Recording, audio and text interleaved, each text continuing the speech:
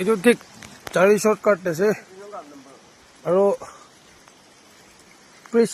ঠিক পঞ্চায়ত জাগা না তাত আছে দেই পুৰা ব্লক আছে যাবলৈ নাপাৰে এইটো সানডে আছে না পকলেন জেসিবি भी পাবো না না পাবো কি জান পুরো এনেকাই পুরো ঘিরি আছে আইয়া সাবি পুরা টিভি কি জানে